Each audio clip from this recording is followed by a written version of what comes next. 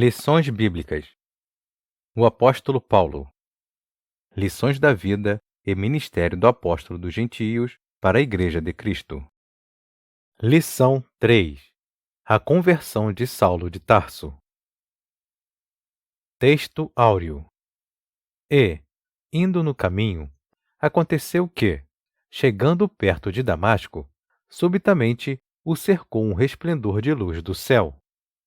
E, caindo em terra, ouviu uma voz que lhe dizia: Saulo, Saulo, por que me persegues? Atos capítulo 9, versículo 3 e 4. Verdade prática.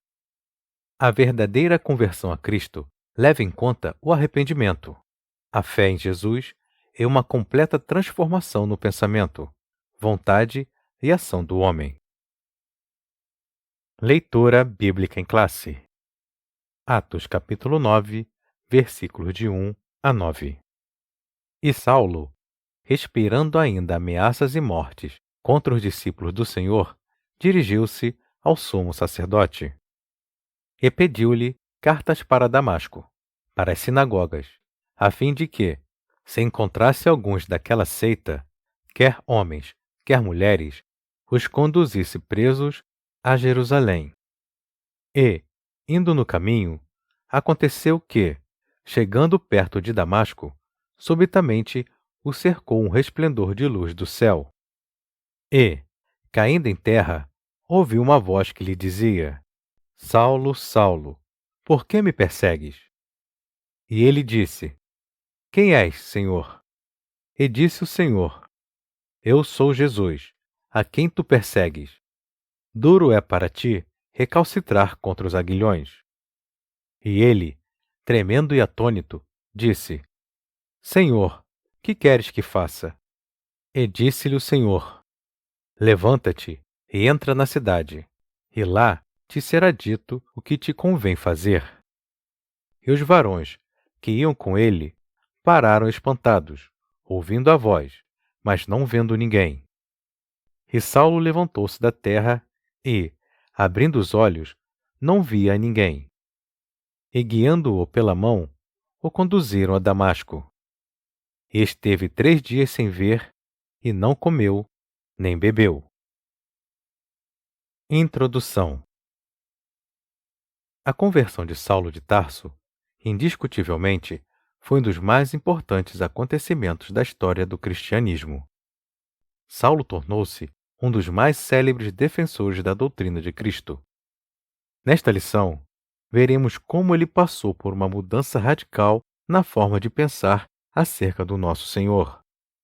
No caminho para Damasco, de um modo poderoso, Jesus chamou a razão e entendimento de Saulo, e este mudou de atitude por meio de uma impactante experiência sobrenatural. Assim, se por um lado Cristo tomou a iniciativa, por outro, Saulo respondeu com arrependimento e fé. Ponto central. Jesus nos salva por meio da graça, e nós respondemos com arrependimento e fé. Tópico 1. A conversão de Saulo, um ato da graça de Deus. 1. A conversão de Saulo e sua experiência sobrenatural. Em Atos capítulo 9, versículo 3, Lucas narra a impactante experiência sobrenatural de Saulo no caminho para Damasco. Surpreendido pelo resplendor do céu, mais forte que a luz do sol do meio-dia, o perseguidor da igreja caiu por terra e ficou cego. Se pelos argumentos racionais Saulo não ouvia sobre Jesus, o crucificado, a luz que ofuscou seus olhos trouxe a voz do próprio Senhor que o confrontou de forma impactante. Saulo, Saulo, por que me persegues? Com sua ida para Damasco, o perseguidor tinha a intenção de acabar de vez com os seguidores de Jesus, mas foi surpreendido por uma experiência sobrenatural, pela qual nunca havia passado. Segundo seu próprio testemunho, o perseguidor viu literalmente a pessoa de Jesus, o ressurreto, que o despojou de seu ego arrogante. Nessa visão, Saulo pôde compreender quem era Jesus, e sua obra redentora no Calvário. 2. A iniciativa de Jesus para transformar a mente de Saulo. O impacto da visão resplandecente no caminho para Damasco tomou Saulo de surpresa. Sob o efeito do sucesso em Jerusalém contra os seguidores de Jesus, imbuído de uma coragem irracional e bem relacionado com a casta sacerdotal, Saulo havia pedido carta branca das autoridades religiosas de Jerusalém para perseguir os seguidores de Jesus, com o mesmo rigor em Damasco. Entretanto, dada a dureza do coração de Saulo, o Senhor tomou a iniciativa de sacudir a sua estrutura física, psicológica e espiritual, agindo pessoalmente na sua direção. 3. A graça salvadora se manifestou a Saulo. Na carta aos Efésios, capítulo 2, versículo 8, ele diz: Pela graça sois salvos por meio da fé. Isto não vem de vós, é dom de Deus. Na epístola a Tito, diz também: Porque a graça de Deus se há manifestado, trazendo salvação a todos os homens. Logo, o ponto de partida da experiência de salvação de todos os homens é a graça de Deus. Essa graça é o favor imerecido de Deus em que sua justiça é satisfeita na morte expiatória de Jesus. Aqui, o mérito todo é de Cristo. Aos Romanos, ele escreve: Porque todos pecaram e destituídos estão da glória de Deus, sendo justificados gratuitamente pela sua graça, pela redenção que há em Cristo Jesus. Ou seja, a graça é favor outorgado por Deus aos pecadores que estão debaixo de sua ira. Evidentemente, a conversão de Saulo foi mais do que um convencimento intelectual sobre Jesus. Ela foi fruto da obra regeneradora do Espírito Santo em sua vida, levando-o a confessar que Jesus era o Senhor e Salvador de sua vida. Síntese do tópico 1. Jesus teve a iniciativa de transformar Saulo. Essa conversão se deu pelo impacto de uma experiência sobrenatural. Tópico 2. Saulo e a doutrina bíblica da conversão. 1. A conversão começa no arrependimento. A palavra arrepender-se, no grego bíblico, é metaneon, que significa pensar de maneira diferente, sentir remorso, uma disposição interior para mudar. No Novo Testamento, arrepender-se traz a ideia de tristeza pelos próprios pecados, acompanhada de um desejo de corrigir o rumo. É a mudança na mente que induz a correção de caráter e de conduta moral. É a contrição do coração, o desejo de mudar de atitude quanto ao comportamento na vida cotidiana. Isso é obra do Espírito Santo. Portanto, a conversão é uma parte do processo de salvação do pecador. Ela assinala o início do despojamento do velho homem e aponta para o revestimento do novo homem. 2. A conversão de Saulo promoveu uma transformação pessoal. Foi o que aconteceu com Saulo, pois a luz do resplendor do céu cegou-lhe os olhos carnais e o fez ver o Cristo ressuscitado, abrindo-lhe os olhos espirituais para conhecê-lo como Senhor e Salvador. Essa experiência sobrenatural e impactante o fez indagar ao Cristo ressuscitado sobre o que deveria fazer. De uma vontade egoísta e individualista, Saulo demonstra agora completa resignação à vontade soberana de Cristo. 3. A conversão faz parte da doutrina bíblica da salvação. O choque da experiência sobrenatural do resplendor de luz sobre os seus olhos transformou a mente de Saulo, levando-o a reconhecer o Cristo que, outrora, tanto rejeitava, agora o fazia apóstolo.